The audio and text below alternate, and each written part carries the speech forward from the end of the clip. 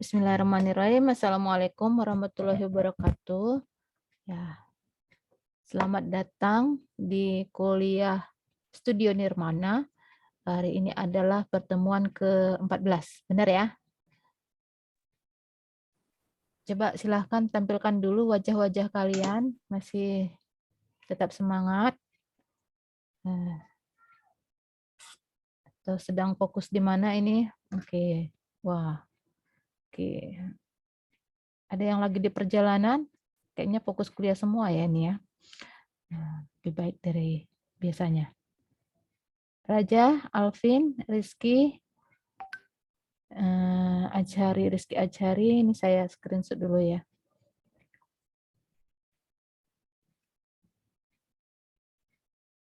Raja, kenapa gelap sekali kamu? Di jalan, Bu. Oh, di jalan. Oke, hati-hati ya. Ini Rizky Azhari yang belum kelihatan.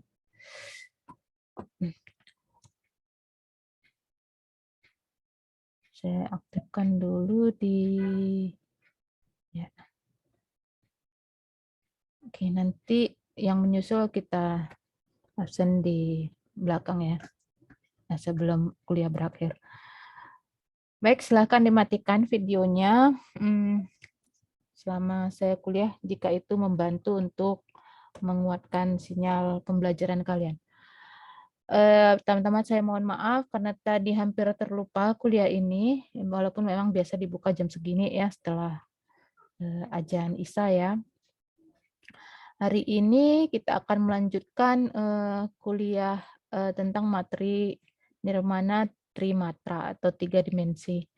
Dan minggu yang lalu saya sudah ingatkan ya kalau kita presentasi tetap ya sampai nanti UTS. Dan minggu lalu kan kita bahasnya warna ya, sudah 2 kali. Kemudian sepertinya sudah maksimal lah pemahaman kalian mengenai warna, sudah bisa dicukupkan. Nah, saya sih mengarahkan minggu lalu untuk fokus ke tugas yang sudah pernah kalian lakukan. Itu sudah saya share di grup dan saya cek di UTS kalian itu banyak yang tidak mengumpulkan bagian tugas itu ya, hanya tugas menggambar garis yang dikumpul. Jadi saya kira berikutnya kita mulai presentasi tugas yang keempat ya. Ini saya share dulu yang mana. Mungkin kalian lupa ya. Saya saja nyaris lupa. Tugas yang ini ya, semua pada ngeliat nggak sharing saya? Kelihatan? Mengumpulkan gambar arsitektur yang menjelaskan komposisi atau organisasi visual design. Jadi kelompok yang belum presentasi itu kan kelompok 3, 4, dan 5 ya. Maulana Iksan ada? Enas Laia? Hadir, Bu. Iya. Udah dikerjakan kan ini ya? Kan sudah dikumpul ya? Sudah diletakkan di WhatsApp grup kan? Dika Antonius Tambah hadir? Najarudin? Sinta Marito?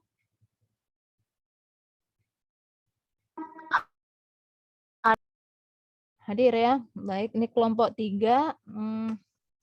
Kira-kira kalian bisa presentasi hari ini atau kita mulai minggu depan untuk mempresentasikan tugas keempat ini. Jadi masing-masing kalian sudah mengerjakan pribadi, individual ya. Ini kan tugas individual ya. Nah, kalian kumpulkan jadi tugas kelompok, dipresentasikan secara kelompok. Bisa? Maulana?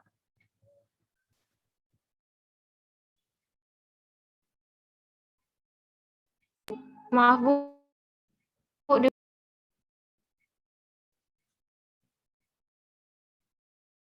Ya, Sinta, suara kamu terputus.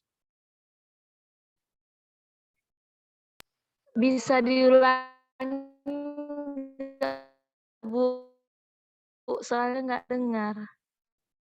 Oh, bisa diulangi. Ya,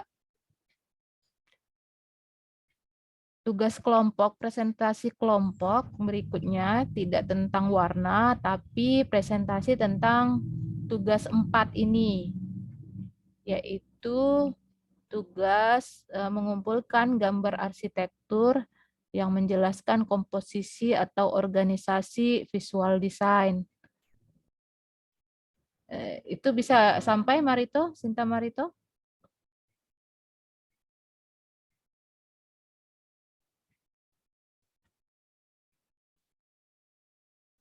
Maulana, didengar nggak ini saya? Ada masalah selain Sinta? Dengar Bu, dengar Bu. Dengar ya, nanti diteruskan ke kawan kelompoknya. Saya kira tidak usah minggu ini, minggu depan kalian mulai presentasi ya, dengan mengakumulasi, mengumpulkan tugas masing-masing kalian menjadi tugas untuk presentasi kelompok yang dibahas tentang ini, tugas keempat ini. Jadi presentasinya tidak tentang warna lagi, tapi tentang mengumpulkan komposisi atau organisasi visual desainnya. Oke, saya tanya ketuanya aja dulu nih.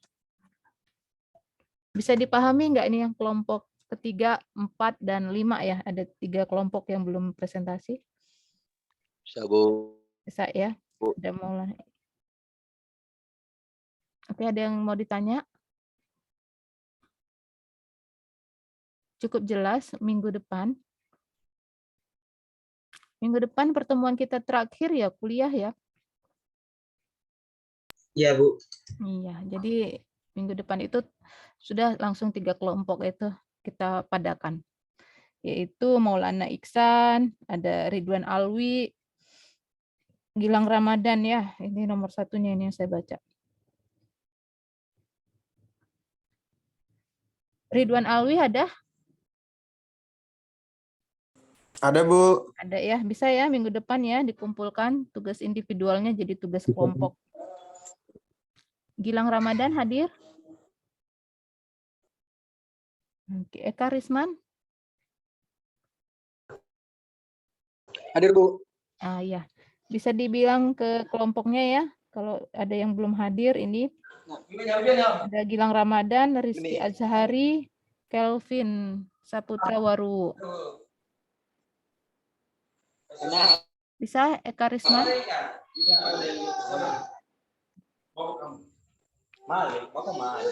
Eka Risman.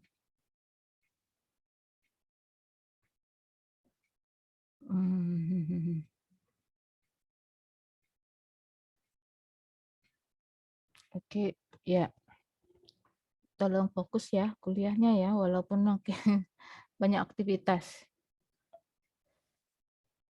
Oke, kita lanjut kuliah hari ini. Kita akan membahas lanjutan dari nirmana 3 dimensi atau trimarta, yaitu prinsip kebenaran yang dapat menjadi acuan terhadap proses perancangan desain atau karya 3 dimensi. Beberapa prinsip atau asas tersebut diaplikasikan terhadap berbagai elemen atau unsur yang tersedia. Elemen titik dideretkan menjadi garis, lalu garis tersebut membentuk suatu bidang, kemudian bidang tersebut diulang secara teratur membentuk patung abstrak geometris. Oke. Nah, kita akan bahas malam ini mengenai transformasi nirmana 3 dimensi. Ada 5 ya. Transformasinya itu yaitu yang pertama penggandaan, perputaran atau rotate in English ya, skew, mirror, dan proporsi. Kita ulas satu-satu. Nah, penggandaan itu adalah penambahan jumlah bentuk geometri yang digunakan dalam sebuah komposisi. Bu. Ya. Enggak Slide-nya kelihatan? enggak.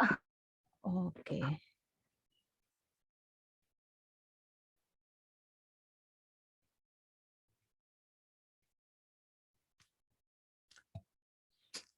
Ini sudah kelihatan? Sudah, Bu. Sudah ya. Oke. Kita akan bahas yang pertama, penggandaan. Penggandaan itu adalah penambahan jumlah bentuk geometri yang digunakan dalam sebuah komposisi.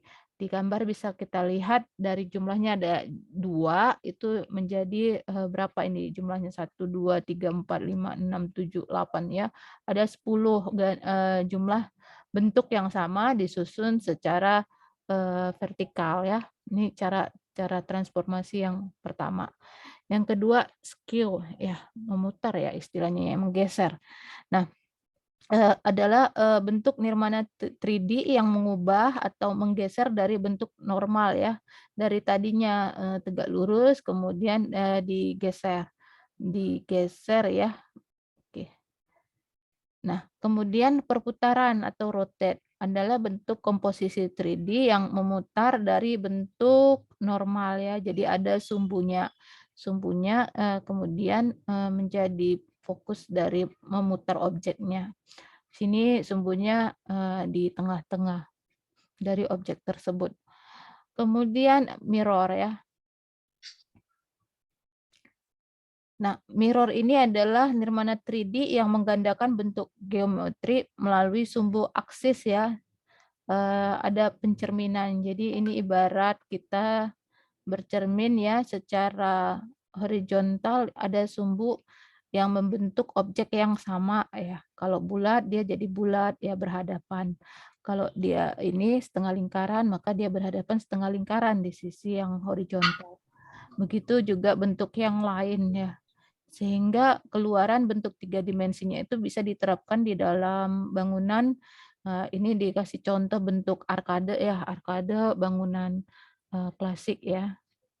Ya, jadi dia mirror di sisi ini. Ada bentuk segi 4, ada segi 4 yang horizontal ditambah dengan bentuk lengkung ya, arkade-arkade di dalamnya.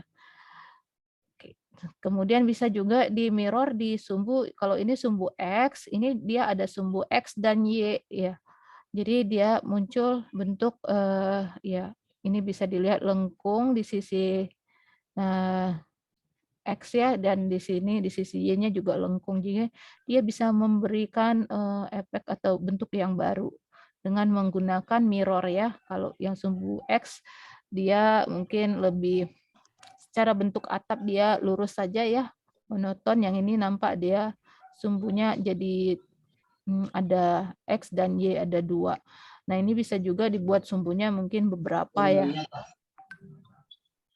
Nah, itu salah satu transformasinya. Kemudian proporsi dan skala. Proporsi dan skala saling terkait satu sama lain, dan skala menyiratkan tentang ukuran sesuatu dibandingkan sebuah standar referensi ataupun ukuran yang lain. Jadi ada pembanding. Di sini kunci dari proporsi ini ya. Ada yang kecil dan ada yang besar. Sehingga kita bisa melihat oh ini lebih besar daripada yang hitam ya, yang putih lebih besar daripada yang hitam, atau di sini yang hitam lebih besar daripada yang kecil. Nah, itu dia pembandingan ya. Nah, proporsi merujuk pada kepantasan atau hubungan harmonis satu bagian ke bagian lain dengan bagian keseluruhannya ya. Jadi ada bentuk ya, bentuk yang mungkin berulang ya, yang sama dan dengan bagian keseluruhannya, proporsi dan skala ya. Jadi ini cara untuk membuat proporsi ya. Kemudian transformasi bentuk. Transformasi bentuk dari solid primer, variasi-variasi yang dia munculkan melalui manipulasi beberapa dimensi atau dengan penambahan maupun pengurangan elemen. Ya, transformasi bentuk ini ada yang dimensional, ada yang subtraktif yang mengurangi, dan ada juga yang penambahan. Nah, ini secara dimensi ya, bisa mengubah skala, bisa lebih panjang, lebar, atau tinggi. Tapi ada identitas asalnya, seperti gambar kubus ini ya. Tetap dia identitas asalnya adalah kubus. Kemudian transformasi dimensional ini bisa berupa perubahan pola, perubahan bola ya, dari bulat agak lonjong dan semakin lonjong. Kemudian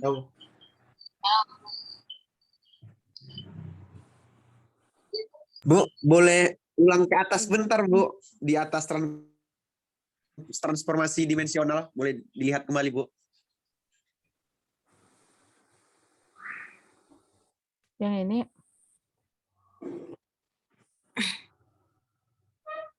Yang ini. Halo? Bukan, Bu, yang ini, yang di atas yang terakhir, yang kedua. Di bawah, Bu. Yang ini. Ngerjain guru ya. Dosen. Ah, itu Bu. Ah. Oh iya, kenapa Ridwan? Oh, yang saya screenshot tadi, Bu. Nggak merhatiin dan yang itu. Oh, Kasih, iya. Bu. Kalian bisa akses di e-learning nanti. Oh. Dia ngasih tahu kalau dia screenshot. Jalan Ridwan. Lupa Udah, saya bisa screenshot. dilanjut. Kenapa Bu. kenapa di screenshot Ridwan untuk catatan? Biar sedikit, Bu, soalnya nggak ada ininya, nggak ada apa namanya? Bahan ini filenya. Oh iya, filenya nanti bisa diakses di e-learning ya. Memang saya nguploadnya biasanya setelah kuliah. Oh, iya, Bu. Oke, nah kita lanjut ya, transformasi ini dimensional ya, perubahan bentuk bola, bisa juga bentuk segitiga, bisa juga bentuk kubus.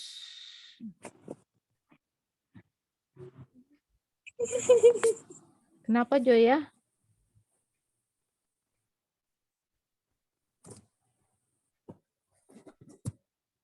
Ada yang mau ditanya sampai di sini?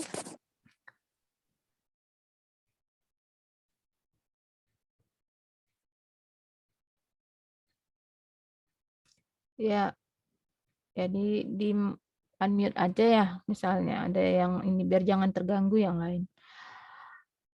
Baik, ini transformasi subtraktif atau pengurangan ya, yang mengurangi volume, namun mempertahankan identitas asal, tapi bisa juga menjadi bentuk lain ya. Ini misalnya kubus yang dipotong ya, terpotong. Nah, bisa juga ini kalian terapkan di desain ya. Biasanya ini digunakan kalau kalian meletakkan bangunan, biasanya waktu membuat blok massa ya, blok massa. Blok massa itu bentuk dasar ketika kalian sudah menganalisa tapak. Kemudian biasanya mengambil bentuk-bentuk sederhana, disinilah biasanya diterapkan trimatra ini. Nah, kalau lahannya itu segi 4, biasanya efektifnya dengan analisanya itu, analisa tapaknya kalian membuatnya bentuknya segi 4. Namun kan kalau dia berada misalnya di persimpangan jalan, ini ya misalnya bangunan kubus ini kelihatan ya mau saya ya.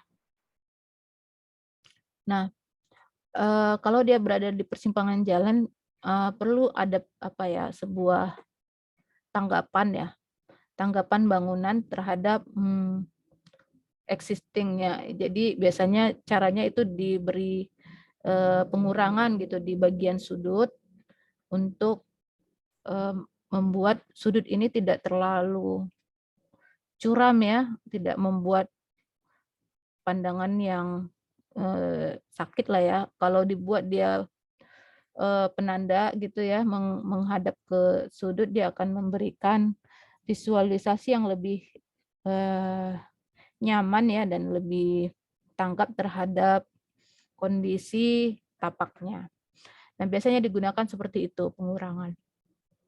Tapi bisa juga dibuat pengurangan yang bentuknya lain. Ya, waktunya sudah habis. Oke. Nah, lanjut di subtraktif ini mempertahankan identitas sebenarnya, namun dianggap bentuk tersebut utuh dan tidak lengkap. Nah, ini juga sama ya, contoh-contoh pengurangannya. Nah, biasanya dengan menciptakan entrance di jalan, nah ini yang saya bilang tadi, juga bisa dengan bukaan. Kemudian penambahan adaptif untuk menambah unsur-unsur volume, identitas dapat berubah atau dipertahankan. Biasanya ini digunakan untuk menunjukkan ini loh wajah bangunannya, pintu masuk itu ke sini loh. Jadi biasa terjadi penambahan ya di dalam objek bangunannya kalau kita membuat blok massa. Ini juga contoh-contoh dari perubahan transformasi aditif ya, penambahan ya, bisa macam-macam ya. Oke. Saya kira itu saja yang bisa saya jelaskan malam ini. Ada pertanyaan?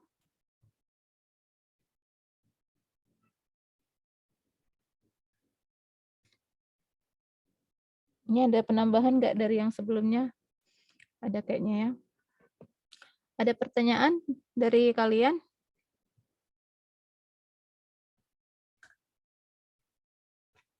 Kalau nggak ada pertanyaan, kita tutup karena ini juga sekitar 10 menit lagi ini akan berakhir otomatis, kita pakai yang gratisan.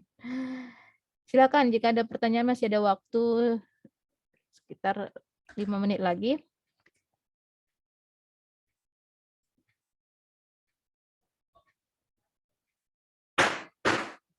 Maaf Bu, mau bertanya. Ya, silakan. Bisa diulangi nggak Bu? Penjelasan tugasnya masih nggak ngerti Bu. Oh, tugas. Ini tugas ini kamu sudah kerjakan, Sinta Marito. Ini saya tunjukkan. Gambar arsitektur yang menjelaskan komposisi atau organisasi visual design. Atau tugas untuk UAS ya? Kayaknya UAS udah sering ya saya tanya. Ini kelihatan nggak tugas 4 ini? Sudah? Kelihatan, Bu. Kelihatan Bu. Nah, Sinta satu kelompok dengan Sinta Marito satu kelompok dengan Enos Raya, Maulana, Dika, Nazarudin. Nah, untuk menjelaskan balance itu kan Sinta punya gambar sendiri, Maulana juga punya. Nah, itu digabung aja, dipresentasikan minggu depan.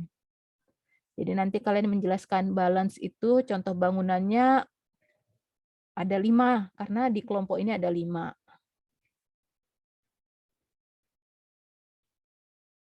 Kemudian repetition juga begitu, harmoni juga begitu.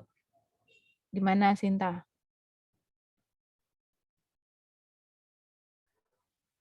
Sudah Bu. Terus tugas warna itu kita kirim ke WA.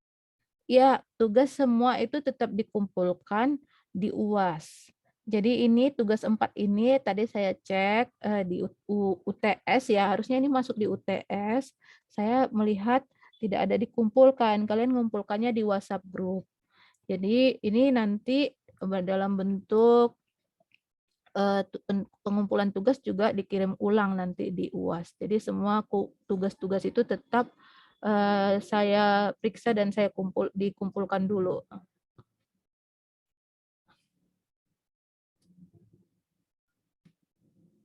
Tetap dia di e-learning ya, pengumpulan tugas yang resmi itu di e-learning. Jadi kalau ada tugas-tugas yang masih di WhatsApp group, itu nanti saya nggak bisa nilai karena ketimbun ya, timbun. Saya nilainya itu di e-learning.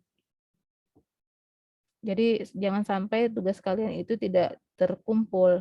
Nah, karena tugas 4 ini saya lihat tidak ada wadah pengumpulannya di e-learning. Waktu UTS kemarin tidak dikumpulkan, itu hampir semua. Jadi di UAS ini muncul lagi. Tapi untuk presentasi, jadi minggu depan 3 kelompok itu mempresentasikan tugas 4 ini. Jadi semua kebagian nih presentasi. Sudah cukup jelas? Sudah ya. Oke, coba silakan tampilkan dulu videonya sebelum kita tutup. Ada yang tadi belum hadir di awal yang saya screenshot dan letakkan di grup. Oke. Nurul, Joya, Angga kayaknya tadi yang nggak nampak ya. Oke, ya, Raffian Yoga, Maulana Iksan juga. Maulana Iksan, oke. Ini saya screenshot ya. 1, 2, 3. Oke, baik, saya kira itu ya pertemuan kita minggu ini yang bisa disampaikan. Jangan lupa ya ujian akhir semesternya dan persiapan 3 kelompok minggu depan untuk presentasi. Jadi minggu depan kita full itu untuk presentasi. Oke, saya tutup sampai di sini. Tetap jaga semangat, jaga kesehatan. Billahi taufiq wal hidayah. Assalamualaikum warahmatullahi wabarakatuh.